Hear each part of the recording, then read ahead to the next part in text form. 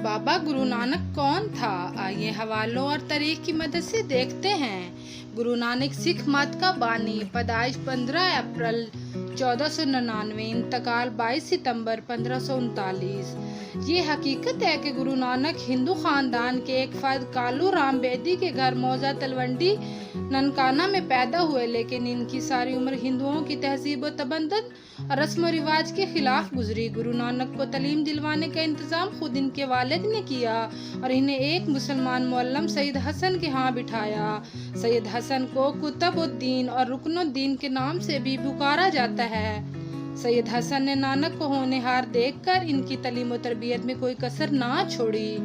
चुनाचा बचपन से ही गुरु नानक इस्लामी अकायद से वाकिफ हो गए। सूफिया कराम का कलाम पढ़ने लगे और इनका पंजाबी में तर्जुमा करने लगे।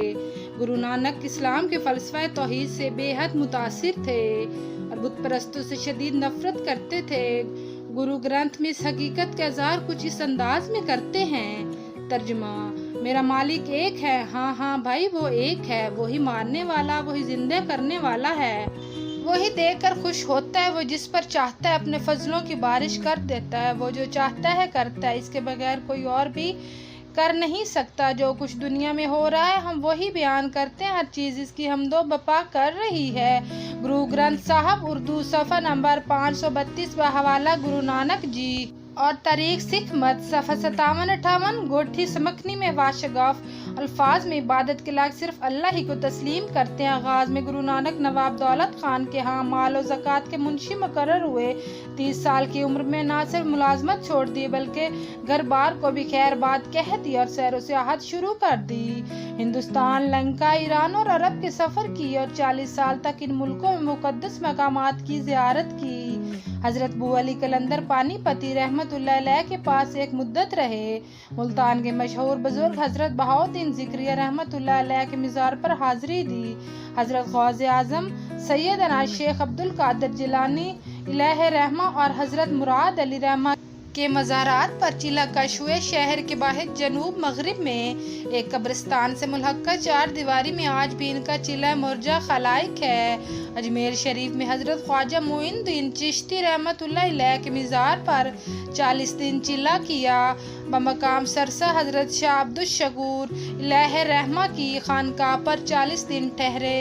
इस खलवत खाना का नाम चिला बाबा नानक है।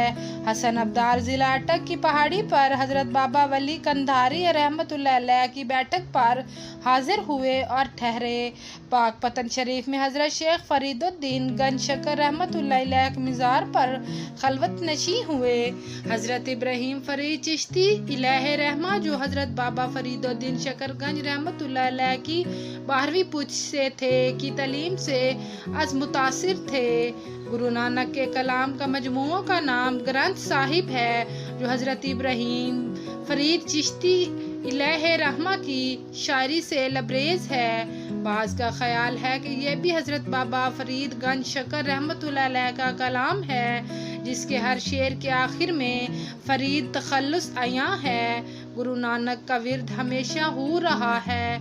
आप पर भी एक ऐसा वक्त भी आया कि आप आलम इस तरह में चले गए जिसकी वजह से नमाज रोज़े की पाबंदी ना कर सके और ना ही आपको हजामत बनवाने का होश रहा। चनाचा आपके पैरोकारों ने भी नमाज रोज़ा की पाबंदी को ज़रूरी ना समझा और हजामत को भी बिल्कुल तर्क कर दिया। चनाचा यहाँ से हिंदुओं के अलग थलग एक नए फिरके सिखों की बुनियाद पड़ गई। सिख हजरात ये तस्लीम करते हैं कि गुरु नानक हज बैतुल्लाह के लिए मक्का मुअज़्ज़मा भी गए थे और बाद अज़ां बगदाद शरीफ हज़रत गौसे आज़म सैयदना शेख अब्दुल कादिर जिलानी अलैह रहमा की बारगाह में भी हाज़री दी। बगदाद शरीफ से आपको एक चोगा चोला मिला था जिस पर कलमा तैयबा, कुरानी आयात, सूरह फातिहा, सूरह इखलास, सूरह नसर, आयतल कुर्सी, अस्माउल हुस्ना दर्ज हैं। ये चोला डेरा बाबा नानक ज़िला गुरदासपुर में आज भी मौजूद है।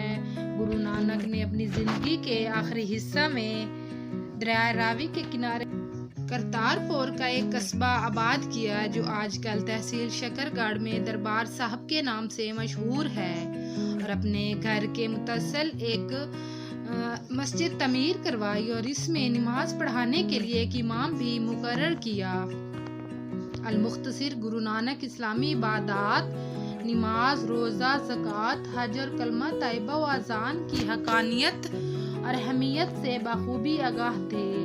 اللہ تعالیٰ کی وحدانیت اور پیغمبر آخر زمان حضرت محمد صلی اللہ علیہ وآلہ وسلم کی رسالت پر کامل اعتماد رکھتے تھے۔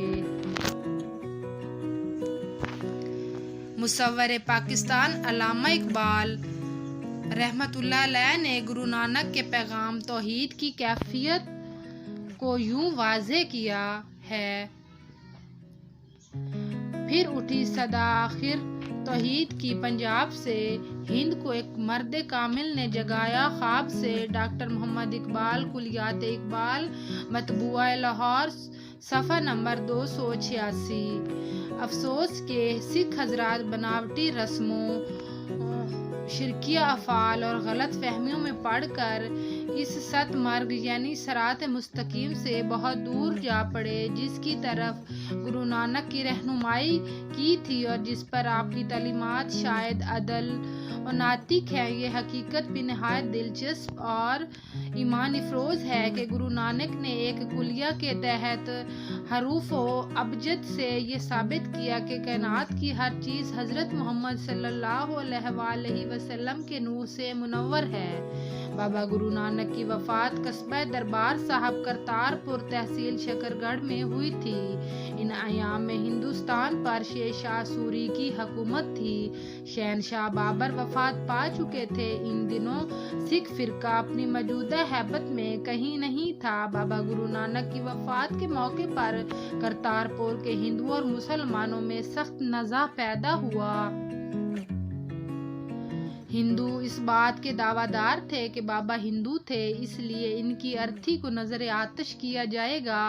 مسلمان اس بات کے دعویٰ دار تھے کہ بابا جی مسلمان ہیں، انہیں کئی بار نماز ادا کرتے بھی دیکھا گیا، اس کے چشم دید گواہ بھی موجود ہیں، لہٰذا ہم انہیں باقاعدہ نماز جنازہ پڑھ کر دفن کریں گے۔ قریب تھا کہ بابا جی کے تدفین کے مسئلے پر ہندو مسلم فساد برپا ہو جاتا اور کشت و خون تک نوبت پہنچ جاتی کہ تحصیلدار پرگنا شکر گڑھ نے موقع پر پہنچ کر بچ بچاؤ کروایا۔ تحصیلدار نے علاقہ کے مسلمانوں کے ایک خفیہ میٹنگ بلائی اور کہا کہ تم لوگ آدھی رات کے وقت بابا جی کی میت کو چپکے سے اڑا لو اور 15-20 چیدہ مسلمان بابا جی کی نماز جنازہ پڑھ کر انہیں خاموشی سے دفن کر دیں۔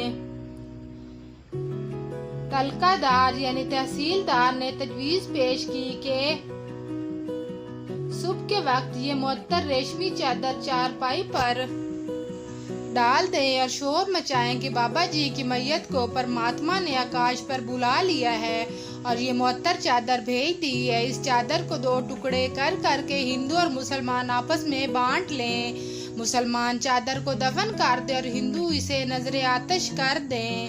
چنانچہ ایسا ہی ہوا۔ تلکہ دار پرگنا شکر گڑھ کی یہ اسکیم کامیاب رہی۔ ہندوؤں کو علم نہ ہو سکا کہ بابا گرو نانک دفنا دیے گئے ہیں۔ تو فرینڈز، اگر آپ کو میری تحریر اچھی لگی ہے تو پلیز میرے چینل کو سبسکرائب کر دیں۔ اللہ حافظ۔